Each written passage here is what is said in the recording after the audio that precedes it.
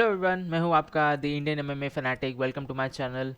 और पिछले Sunday UFC 297 स्ट्रॉन स्ट्रिकलैंड वर्सेस ड्रिकस डुप्लेसिस, जो कि UFC का फर्स्ट पेपर व्यू इवेंट था इस साल का, टोरंटो ओंटारियो कनाडा में हुआ। कैनेडियन एमएमए को रिप्रेजेंट करता हुआ ये UFC कार्ड। हालांकि कैनेडियन फाइटर्स को इतना विक्ट्री नहीं मिली, अच्छा नाइट नहीं था कैनेडियन फाइटर्स का। सिर्फ दो विक्ट्रीज थी, जैस्मिन और जिलियन रॉबर्टसन को ही विक्ट्री मिली यहाँ पे। बाकी सब कैनेडियन फाइटर्स को हार का सामना करना पड़ता। चार्ल्स जोर्डेन, ब्रैड कटोना, हालांकि स्प्लिट डिसीजन थे, but loss is a loss. Mike Mallet जो कि रिप्रेजेंट कर रहे थे कैनेडियन फाइटर्स को, यहाँ पे एक नामची नेम था कैनेडियन मिक्स मार्शल आर्ट्स जगत के, माइक मैलेट, उनको भी हार का सामना करना पड़ा यहाँ पे। पूरा कार्ड देखेंगे, हालांकि पूरा कार्ड देखेंगे हम तो इतना नामची नेम नहीं थे। प्रीलिम्स, अर्ली प्रीलिम्स सिर्फ जो कि मुझे लगता है कि एक नामची नेम्स है जिसे कैजुअल नहीं जानते। वो है पॉलियाना वियाना, चार्ल्स जोर्डन एक और नाम है जो कि UFC में है बहुत सालों से, ब्रैड कटोना जो वापस आए हैं यहाँ पे। तो एक डिसेंट कार्ड था। हम सिर्फ मेन कार्ड की बात करेंगे यहाँ पे, क्योंकि मेन कार्ड ही इंडिया में ब्रॉडकास्ट किया जाता है। फर्स्ट फाइट तो जी आर्लन आर्लन एनल वर्सेस मोजवा रिवॉल्व। काफ़ी एक्साइटिंग फाइट थी। मुझे नहीं लगा कि ये एक एक्साइटिंग फाइट होगी, बट आर्लन एनल मोजवा रिवॉल्व ने डिलीवर किया। मोजवा रिवॉल्व जो कि नंबर 8 रैंक थे, was going against number 4 rank Arnold एनल, number 5 rank, I don't remember.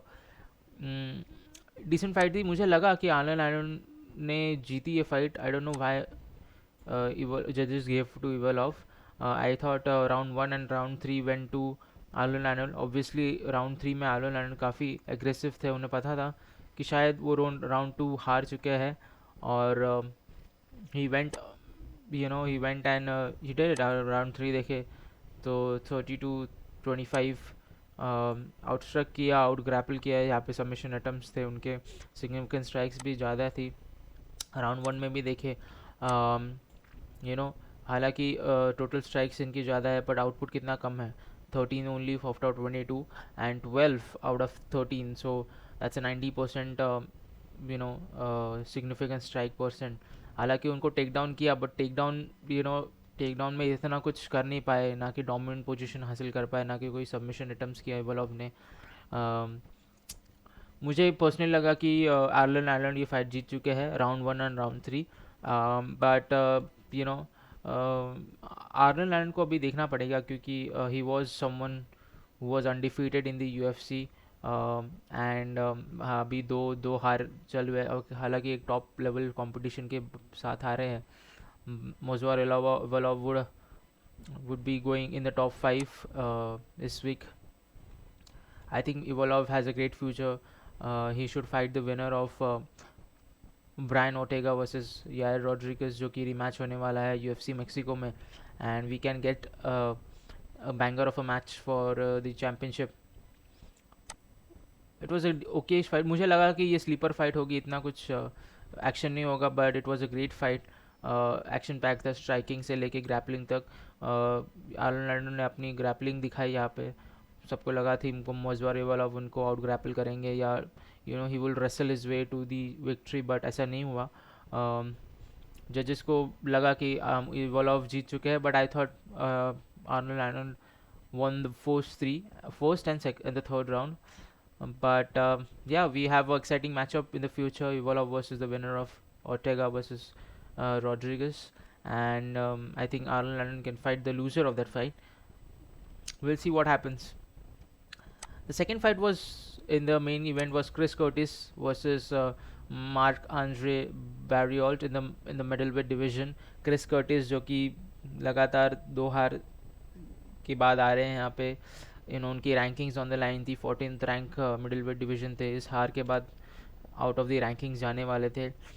It was a good fight, मुझे एक स्लगिश फाइट थी, एक स्पारिश फाइट थी, and it was not as brawling as it was a decent fight. Chris Curtis हालांकि उनकी reach बहुत कम है, और छोटे कद के फाइटर है मिडल वेट डिवीजन में, and the opposite Marc Andre had a great reach and he was tall, and उन्होंने वो छोटे रीच का अच्छे फ़ायदा उठाई, was digging the body the whole fight, and it was a decent fight. Chris Curtis victory मिली उनको. We can see Chris Curtis rematching Jack Hermansson in the near future. I think Jack Hermanson has a fight lined up in the middleweight division. Yeah, you can have fun fight Chris Curtis या फिर कोई और matchup भी हो सकता है unrank fighter के साथ. So it was a good fight, Chris Curtis versus Mike Moller.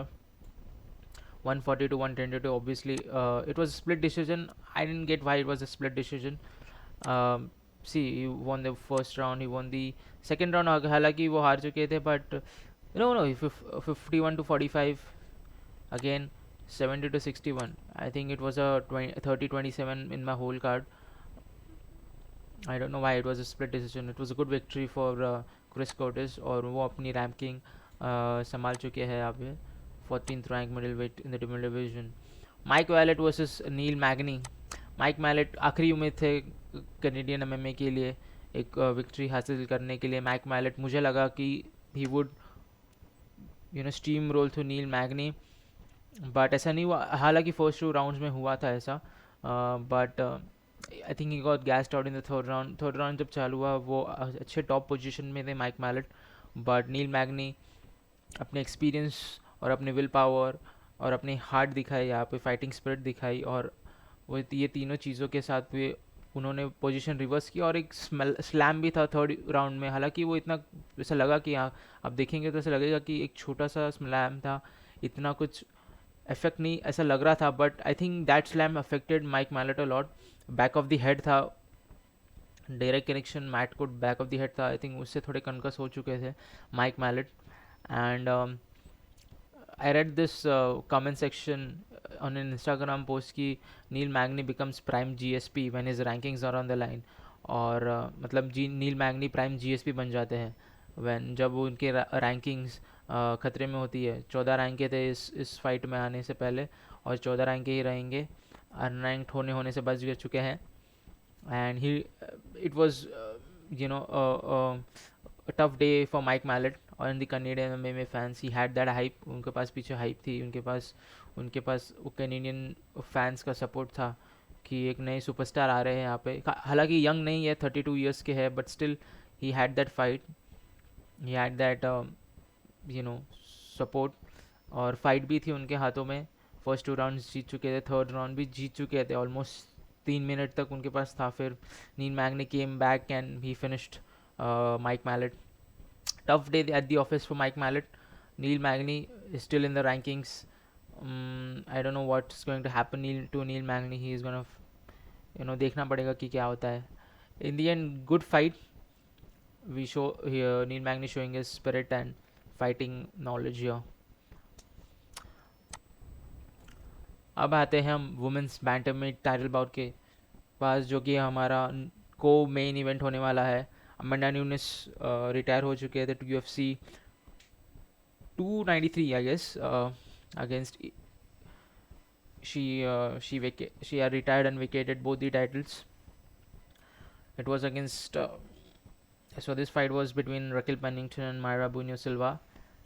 Decent fight थी. मुझे क्यों लग रहा था लोग बोल रहे थे कि बोरिंग एस फाइट थी और बाथरूम ब्रेक था एंड ऑल, बट मुझे एक्सपेक्टेड जो था वो मुझे दिखा. When you see a women's title fight you will obviously तुम्हें एक हमेशा जोआना वर्सेस वेली जांग वेली की फाइट नहीं दिखेगी. Obviously it's not every fight will be a war, not every fight would be a hall of fame fight.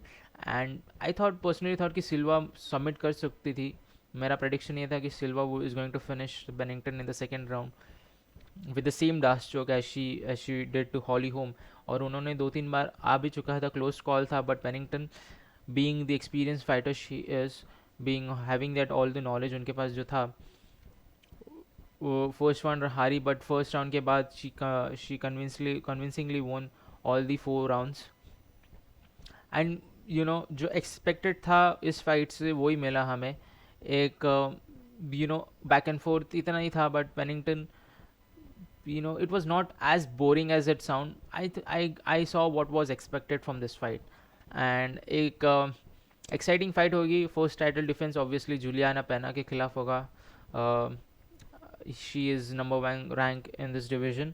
और animosity तो है Pennington versus पेना के बीच, एंड वो भी एक फन फाइट होगी. देखते हैं क्या होता है. सिल्वा काफ़ी निराशाजनक हार थी. मुझे लगा कि वो जीत सकते हैं, उनके पास वो सबमिशन स्किल्स है, उनके पास थोड़ी सी वो स्ट्राइकिंग है. बट यू नो व्हेन जब ऐसा बड़े पैगाम पर मैच होता है, टाइटल फाइट होती है, तो यू नो एक प्रेशर आ जाता है. Sometimes it happens, but you know एक प्रोस्पेक्ट है अच्छी खासी इन द नियर फ्यूचर हमें, और मुझे लगता है कि हम उन्हें फिर देखेंगे टाइटल फाइट में. Congrats to Pennington, the new champ, deserving. You know, she's one of the pioneers of the women's division. बहुत साल की मेहनत के बाद उन्हें चैम्पियनशिप मिली है, और पेना के साथ फ्यूचर फर्स्ट टाइटल डिफेंस, वो भी एक फन फाइट होगी. So let's come to the main event of the pay per view. Sean Strickland versus Dricus Du Plessis for the undisputed middleweight championship. काफ़ी एनिमोसिटी थी, काफ़ी back and forth you know trash talking था. काफ़ी personal चीज़ बोले गए थे इस बिल्डअप में. हालांकि फाइट वीक तक आते आते काफ़ी दोस्ती यारी हो गई थी, काफ़ी सेटलमेंट हो चुका था, हाथ बिल मिलाने लग गए थे, गले मिले मिलने लगे थे फाइट वीक तक आते आते. But we were obviously, I was exciting for this fight. काफ़ी लोग बोल रहे थे कि स्नूज फेस्ट होगा. I was the one thing that surprise me was DDP's you know cardio in this fight. हमें सबको लगा था कि शॉन स्ट्रिकलैंड सेकेंड राउंड के बाद Sean Strickland is gonna pick him apart. Dricus Du Plessis gas out हो जाएंगे और शायद फोर्थ राउंड में DDP को फिनिश कर सकते हैं शॉन स्ट्रिकलैंड, बट ऐसा नहीं हुआ. The only thing I didn't like about Sean Strickland is उनका एक ही गेम प्लान होता है. He is very on the defensive side of fighting. You know is very on the defensive side. इतना offence नहीं लेके आते हैं वो अपने आर्सेनल में या फाइटिंग स्टाइल में. और उनका आर्सेनल भी काफ़ी लिमिटेड आर्सेनल है. जॉन जोन्स का एक कमेंट पढ़ा था जिसमें हमने कि आप इस लेवल में आके सिर्फ वन ट्रिक पोनी नहीं हो सकते. और Sean Strickland, I am not saying Sean Strickland is one trick pony. Sean Strickland is very reliable on his striking and his defensive guard. You cannot do this. You have to be aggressive. You have to mix things up. You have to, you know, when you are a champion, you have to show the challenger that I can do this too. And he didn't. मुझे लगा third fight के बाद, हमें सबको लगा third round के बाद अगर वो पेस पुश करते तो शायद you know he could have finished Dricus du Plessis in this fourth round. हमने डैरन टिल के खिलाफ देखा था, हालांकि तब उनका नोज ऑपरेशन नहीं हुआ था, तो अब तो इतना ये नहीं कर सकते हम कि कंपेयर नहीं कर सकते वो फाइट को इस फाइट में. रॉबर्ट विटेकर के फाइट में उन्होंने अपना नोज टिक किया था और कार्डियो बेहतर हुआ था. बट आई पर्सनली फील कि round 1 and round 3 and round 5 Sean Strickland won. Fourth and second I don't think he won. See जजेस को एक्टिविटी दिखती है. Sean Strickland is not that active with his defensive guard. He just jabs. उनका cross भी इतना दिखा नहीं मुझे इस फाइट में. वो टीप किक भी दिखी नहीं जो इजराइल अदेसानिया के फाइट में दिखी थी. ऑब्वियसली ड्रिकस डुप्लेसिस एक अच्छे रेसलर है, अच्छे ग्रैपलर है. शायद उन्हें डर था कि अगर टीप मार दे और पकड़ ले तो वो टेक डाउन हो सकते हैं. But still if you had you know shot that tip in his middle part of the body, मुझे लगता था कि अगर वो थोड़ा एक पॉइंट आ जाता है कि that would have paid him dividends. कि जब लिवर किक होती है वो थोड़ा यू नो कार्डियो में अफेक्ट करती है. He could have done that. He could have mixed his striking too. DDP you know मुझे लगता है कि जजेस को क्यों देखा DDP जीते, क्योंकि वो इज़ वेरी एक्टिव. बट इतना आउटपुट नहीं था, इतना रिजल्ट नहीं दिखा था. बट इतनी when you see the fight, क्यों मुझे ऐसा लगता है कि हाँ यार DDP पुश कर रहे हैं पेस को. He is throwing everything, is throwing, but इतना कनेक्ट नहीं हो रहा है. ऊपर से शॉन स्ट्रिकलैंड आप देखेंगे ही इज़ वेरी डिफेंसिव. वो इतना ऑफेंस नहीं दिखा रहे. तो ऑब्वियसली जजेस विल थिंक कि जो सामने से बंदा पुश कर रहा है पेस को, he is the winner. And उस रेसलिंग में भी he got the takedown, but उन्होंने कुछ किया नहीं उस टेक डाउन से. शॉन स्ट्रिकलैंड का टेक डाउन डिफेंस अच्छा था, वो फटाक से उठ गए. But when you see that हाँ भाई ये पुश कर रहा है पेस को, and this is the reason जजेस को लगा कि you know Dricus Du Plessis won. So you know, yeah, it was a close fight, but Sean Strickland आप देखेंगे पूरे फाइट में टोटल स्ट्राइक्स में आउटस्ट्रक किया है 173 टू 137, बट अब देखेंगे तो ऐसा लगेगा नहीं कि यार ये किया है। ऑब्वियसली मुझे भी लगा कि 1/3 and 5th round he won, but मुझे भी दिखता है कि जजेस ने डीडीपी को क्यों दिया ये fight. And yeah it was a great champion, a great fighter as a champion. देखेंगे उनकी टाइटल डिफेंस कैसे जाती है, चैम्पियनशिप रेन कैसे जाती है। Sean Strickland obviously split decision किसको पसंद नहीं है। एंड हम देखेंगे कि इजराइल अदेसानिया को कॉल आउट किया था ड्रिकस डुप्लेसिस ने अपने पोस्ट फाइट इंटरव्यू में एलेक्स परेरा को कॉल आउट किया था, जो कि कॉर्नर में थे शॉन स्ट्रिकलैंड के। देखेंगे अब मिडिल वेट डिवीजन काफ़ी रिफ्रेश हो चुका है। इतने सालों से हम इजराइल अदेसानिया को ही देखते आ रहे हैं चैम्पियनशिप फाइट्स में, so it was very refreshing to see someone else fighting for the championship. और मुझे अभी भी लगता है कि Sean Strickland should get his rematch. अगर शॉन स्ट्रिकलैंड को नहीं रीमैच करते तो I think should go fight Jared Cannonier. Jared Cannonier is obviously someone who has paid his dues. Marvin Vettori के खिलाफ डोमिनेंट विन थी उनकी, ऑलमोस्ट फिनिश किया था उनको मायरविन विटोरी को। He trusted his chin and that too Israel Adesanya के साथ स्टोरी लाइन के अब देखेंगे तो स्टोरी लाइन के हिसाब से Israel Adesanya should be fighting for the championship, but उन्हें ऑलरेडी एक रीमैच मिल चुका है और अभी भी हार चुके हैं लास्ट फाइट उनकी। सो रैंकिंग के हिसाब से Jared Cannonier should be next, या स्टोरी लाइन के हिसाब से Adesanya. But I would love to see these two guys, Sean Strickland versus Dricus Du Plessis fight again. And I am expecting a finish this time. Sean Strickland को थोड़ा game plan change करना होगा अपना, defensive Arsenal के साथ हमेशा नहीं रह सकते वो।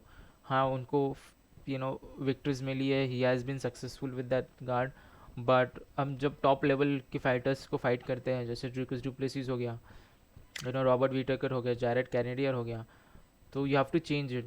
जैरेड कैनेडियर को सबको लगा था कि जैरेड कैनेडियर जीत चुके हैं फाइट, सेम रीज़न जजेस को क्यों लगा कि he was pushing that pace the whole fight.